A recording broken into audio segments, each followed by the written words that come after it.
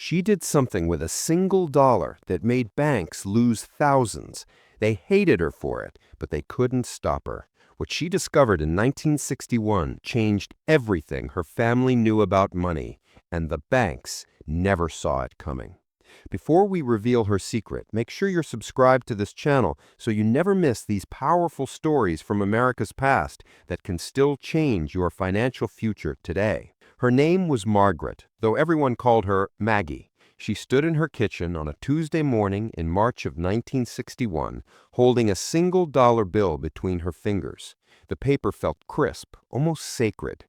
Outside her window, the post-war suburbs of Cleveland stretched in neat rows, each house identical to the next, each driveway hosting a gleaming automobile, each lawn trimmed to respectful uniformity. But inside these walls, behind these curtains, Maggie was waging a quiet revolution that would ripple through generations. The dollar in her hand represented something the banks would never understand. To them, it was simply currency, one unit of many, something to deposit, to lend, to multiply through interest and fees. To Maggie, it was possibility. It was control. It was the difference between anxiety and peace, between dependence and dignity. Her husband Robert worked at the steel mill, bringing home a paycheck every Friday that seemed generous by the standards of their parents' generation. They had everything the American dream promised: a 3-bedroom ranch house with a carport, a Frigidaire in the kitchen, a black and white television in the living room, 2 healthy children sleeping upstairs. They should have been comfortable. They should have been secure. But Maggie had noticed something troubling. Despite Robert's steady income, despite their modest lifestyle, money seemed to evaporate. The checking account at First National Bank would show a healthy balance one week, then dwindle mysteriously by month's end. Bills arrived with unpredictable timing, unexpected expenses ambushed them, a broken water heater, new shoes for growing feet, a wedding gift for Robert's cousin. The bank offered no solutions, only overdraft fees and stern letters when they miscalculated. The banks loved this chaos. They thrived on it. Every miscalculation meant another fee, another opportunity to profit from confusion. The system was designed to keep people slightly off balance, always a little uncertain, always a little dependent. Maggie refused to play that game anymore. It started with a conversation at her neighbor Dorothy's kitchen table over coffee and homemade coffee cake. Dorothy mentioned how her mother, who had survived the Depression, never trusted banks fully. She kept cash in envelopes, each one labeled for a specific purpose: groceries, utilities, doctor, Christmas. When the money in an envelope was gone, that was it. No borrowing from tomorrow, no charging it and hoping for the best. The idea lodged in Maggie's mind like a seed finding fertile soil. That evening, after the dinner dishes were washed and put away, after the children were tucked into bed with their prayers said, Maggie sat at the kitchen table with a pencil, a sheet of paper, and Robert's paycheck stub. The fluorescent light hummed overhead, the clock ticked steadily, and Maggie began to calculate. She wrote down every expense she could anticipate. Mortgage, $112. Groceries, $60. Utilities, $18. Gas for the car, $15. Milk delivery, $6. Insurance, $22. She included everything, even the small things others might overlook: the collection plate at church, birthday cards and stamps, the occasional ice cream cone for the children. Then she did something revolutionary. Instead of leaving this money in the bank, where it became an abstract number on a ledger, where it could be accidentally spent or slowly nibbled away by fees, she decided to withdraw it in cash and divide it into envelopes. Physical money, tangible dollars. Each envelope would hold exactly what that category needed, and not a penny more. Robert was skeptical when she first explained it. "The bank is safe," he said, folding his newspaper.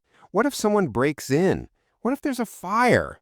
But Maggie had thought it through. She would keep the envelopes in different locations, not all in one place. Most importantly, she would never keep more than a month's operating money in cash. The rest would stay safely deposited in their savings account, untouchable, growing slowly but steadily. "The bank is safe for saving," Maggie replied, her voice calm but firm. "But it's dangerous for spending.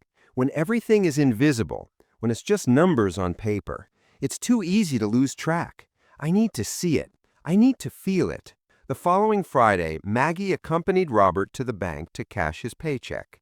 The teller, a young man with slicked back hair and a thin mustache, counted out the bills with practiced efficiency. He had no idea he was handling the ammunition for a financial revolution. To him, Maggie was just another housewife, probably planning a shopping trip to Higbee's department store, probably going to spend it all on frivolous things the way women did. The banks hated customers like Maggie was about to become. They hated people who used cash, who kept control, who didn't need credit, who didn't pay interest, who didn't overdraft. Every dollar Maggie removed from the banking system was a dollar that couldn't be leveraged, couldn't be loaned out multiple times, couldn't generate fees.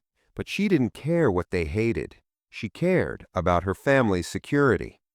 At home, Maggie had prepared 10 plain white envelopes. She had labeled each one in her neat handwriting: groceries, mortgage, utilities, gas, clothing, medical, household, church, savings, emergency. She laid them across the kitchen table in a row, like soldiers preparing for battle. Then she began distributing the cash. Into the groceries envelope, $60. She counted it twice, feeling the texture of each bill, registering its reality in a way that numbers in a checkbook never quite achieved. Into the mortgage envelope, $112. This one she sealed immediately and tucked into her recipe box, where it would wait untouched until the payment was due. The process took 20 minutes. When she finished, every dollar had a purpose, every purpose had a place, and nothing was left to chance or confusion. She stood back and looked at her system with a satisfaction that surprised her with its intensity. This was power. This was control. For the first time in years, Maggie could see exactly where she stood financially. No guesswork, no anxiety, no surprises. If the grocery envelope was running low by Thursday, she would stretch what remained, make soup from leftovers, skip the roast, and serve hamburger instead. If it was ample, she might splurge on the good coffee Robert liked, or the fancy cookies the children begged for.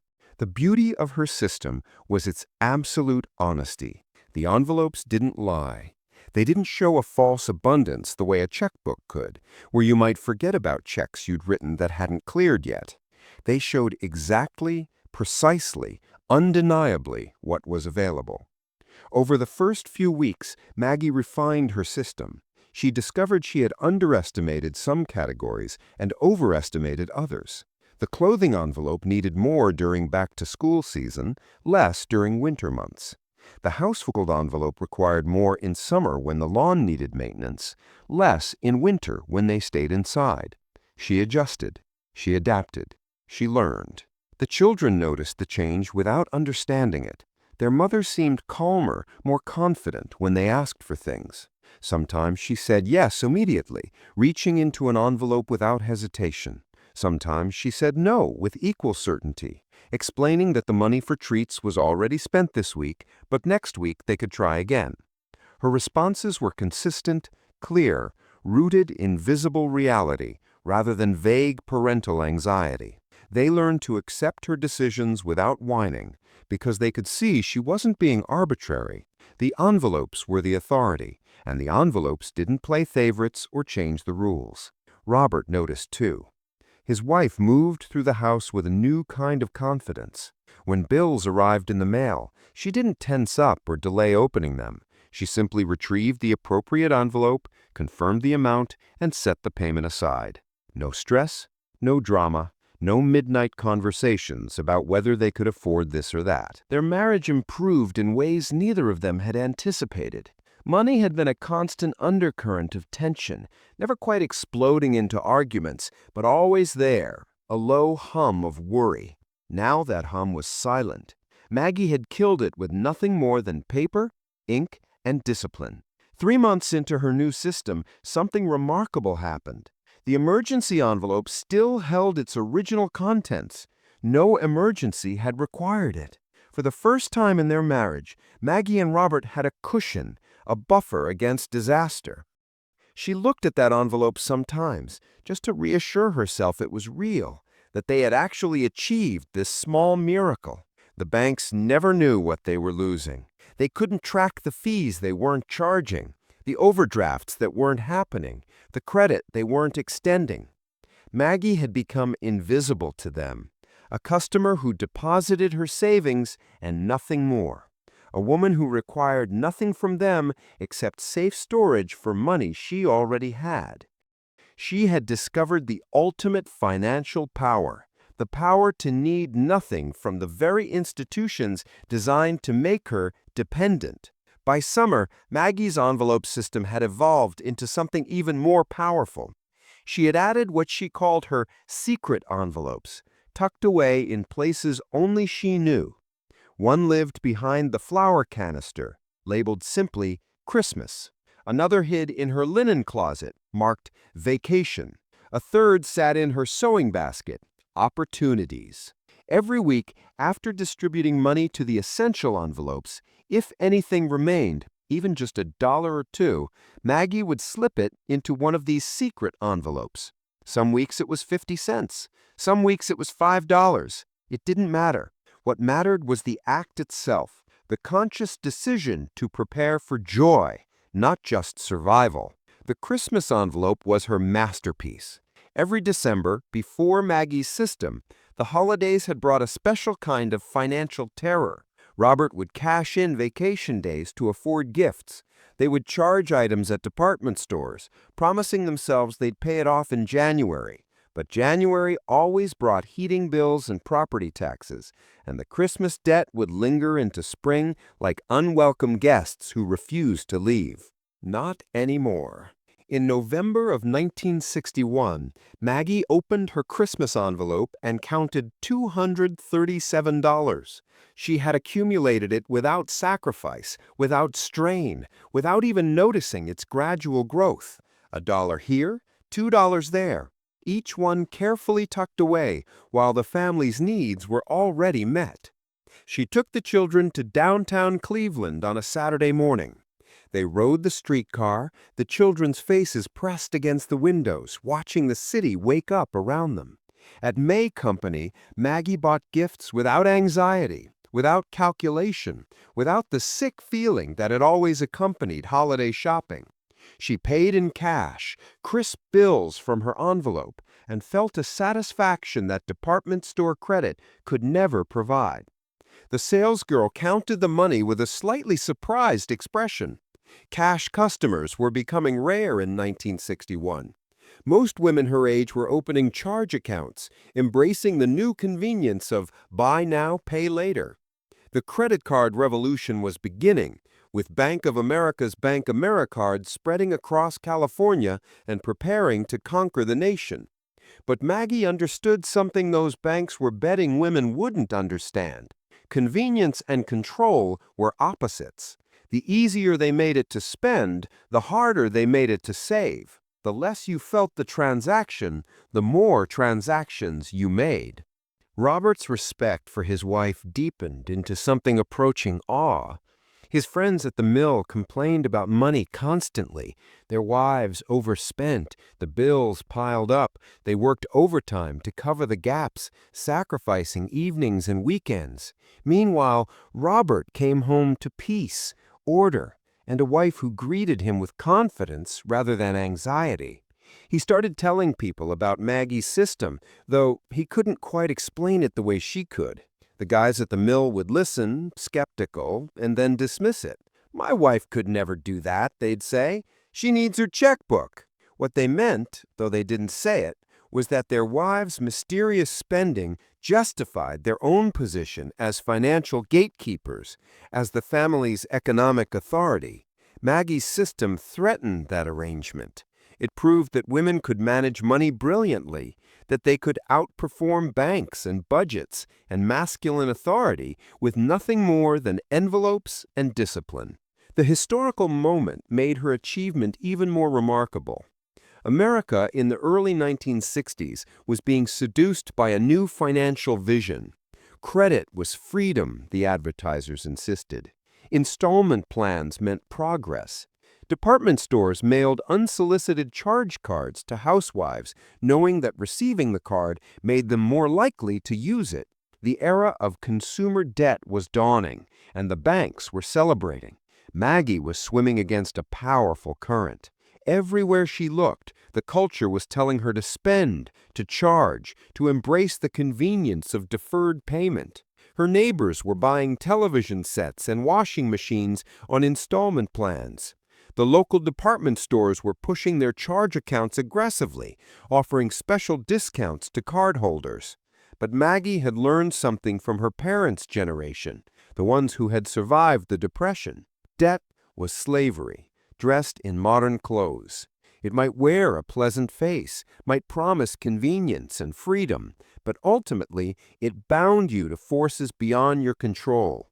It made you vulnerable to interest rate changes, economic downturns, job losses.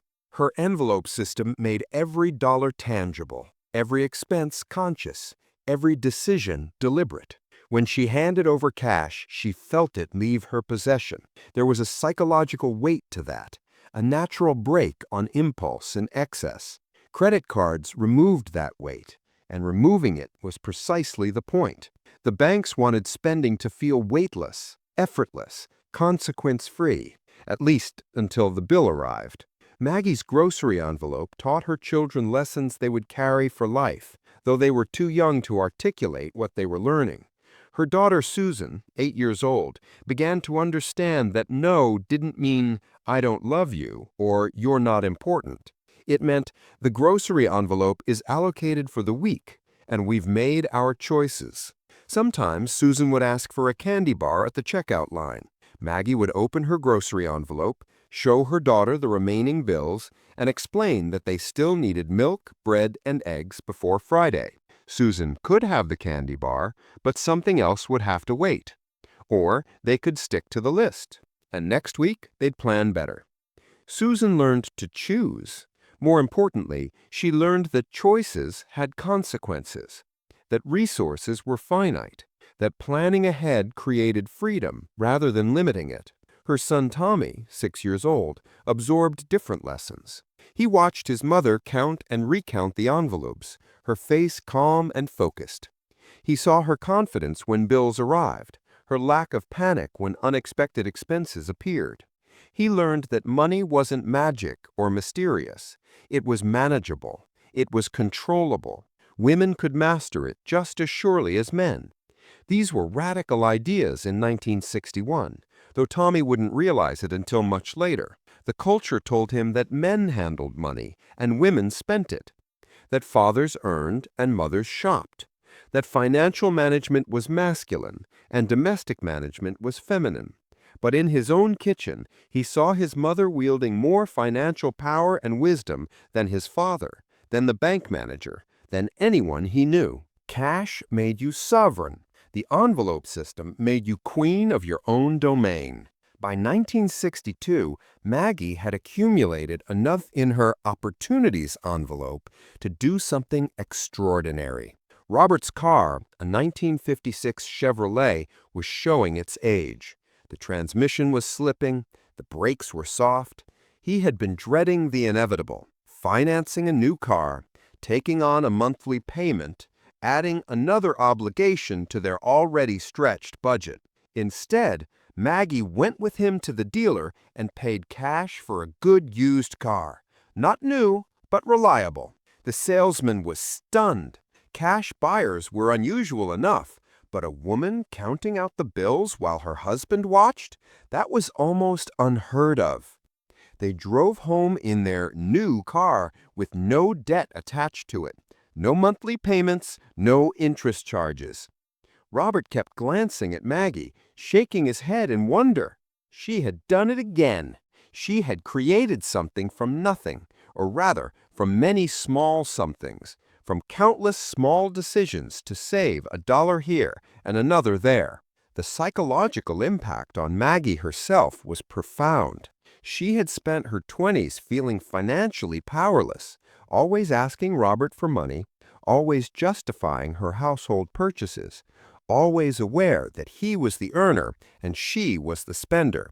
Her worth felt tied to her roles as wife, mother, and homemaker, but not to her intelligence or competence. The envelope system changed that. She discovered she had a mind for numbers, for planning, for strategy. She was good at this, better than good, actually. She was better at managing money than most men she knew, better than the bank that kept sending them overdraft notices before she took control. She started advising other women in the neighborhood. At church socials, at PTA meetings, at backyard barbecues, women would pull her aside and ask her secret. She would explain the envelope system patiently, encouraging them to try it, to take control, to stop being afraid of their own household finances. Some women tried it and failed, unable to break the habit of checkbook banking or credit card convenience.